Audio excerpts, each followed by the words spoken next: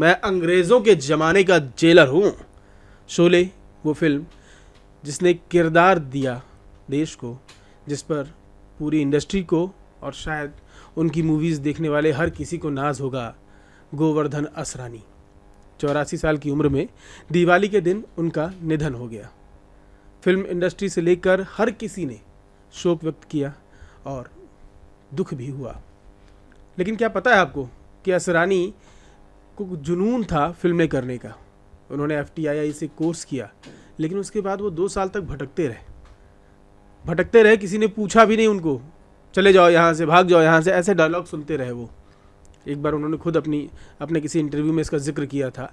और फिर अचानक इंदिरा गांधी का उनके जीवन में प्रवेश होता है।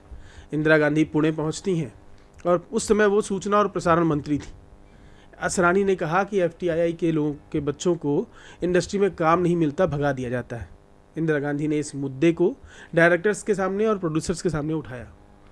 उसके बाद गोवर्धन असरानी और जया भादुड़ी, इन दोनों को काम मिलना शुरू होता है और उसके बाद FTI के बहुत सारे बच्चों को काम मिलता है। जया भादुड़ी की गुड्डी आती है और असरानी किसी एक फिल्म में कास्ट होते हैं।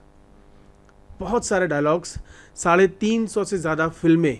अभी लास्ट फिल्म अक्षय कुमार के साथ कर रहे थे, 7 दिन पहले शूटिंग की उन्होंने, और 7 दिन बाद उनके फेफड़े में कुछ पानी भरने की शिकायत थी। लंबे समय से बीमार थे, लेकिन उसके बाद भी जुनून इतना था कि लगातार अंतिम समय तक काम करते रहे। ऐसे लोग एक प्रेरणा होते हैं, एक मिसाल होते हैं, और उनका संघर्ष जो होता है वो कहानी होती है, वो ठोकरें होती हैं जो हमें सिखाती हैं, हमें बचाती हैं। तो असरानी के बारे में थोड़ी सी चर्चा कर लेते हैं। कौन कौन से डायलॉग्स हैं, कौन कौन सी फिल्में उन्होंने की, क्या क्या उनके जीवन में उपलब्धियां रहीं।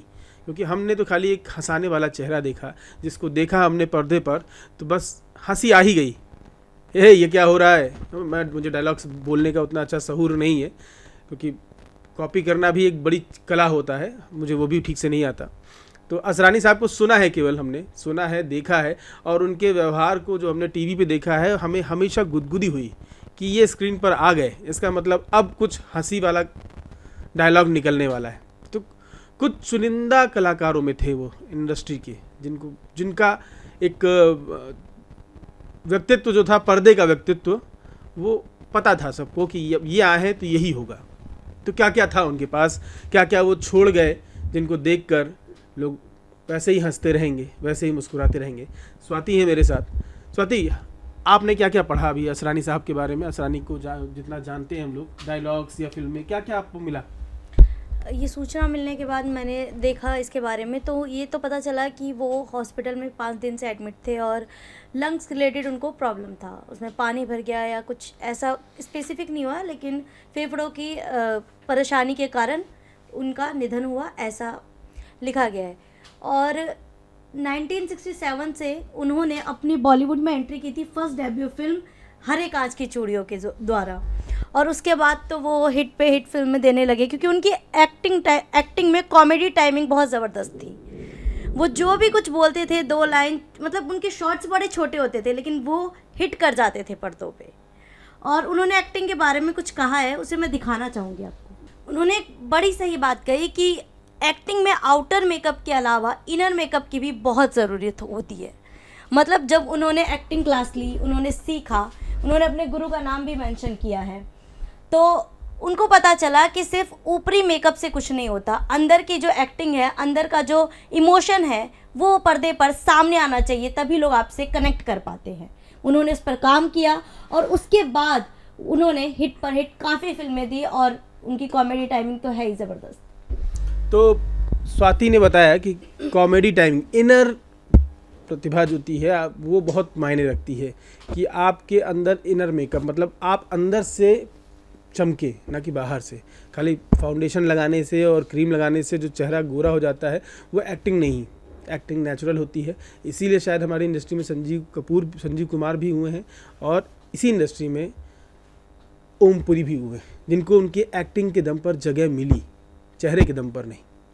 नाना पाटेकर, बहुत सारे नाम हैं। असरानी भी उन्हीं नामों में से एक थे जिनकी एक्टिंग ने उनको ज़िंदा रखा और आज तक काम दिलाया। बहुत सारे एक्टर्स गुम हो जाते हैं, अपना उनका एक फ़ेज़ होता है, उस फेज़ में वो आगे बढ़ते हैं, उसके बाद गुम हो जाते हैं। लेकिन असरानी आज तक काम कर रहे थे, 6 दिन पहले तक उन्होंने काम किया, अक्षय कुमार के साथ काम कर रहे थे। अक्षय कुमार ने भी ट्वीट कर उनके निधन पर दुख जताया है और पीएम मोदी से लेकर हर किसी ने जो दुख जताया है। मैं आपको उनके ट्वीट पढ़ा देता हूँ कि पीएम मोदी ने लिखा कि गोवर्धन असरानी जी के निधन से अत्यंत दुखी हूँ। एक प्रतिभाशाली मनोरंजनकर्ता और वास्तव में बहुमुखी कलाकार, उन्होंने विभिन्न पीढ़ियों के दर्शकों को मनोरंजन दिया। भारतीय सिनेमा में उनके योगदान को सदैव याद रखा जाएगा। उनके परिवार और प्रशंसकों के प्रति मेरी संवेदनाएं।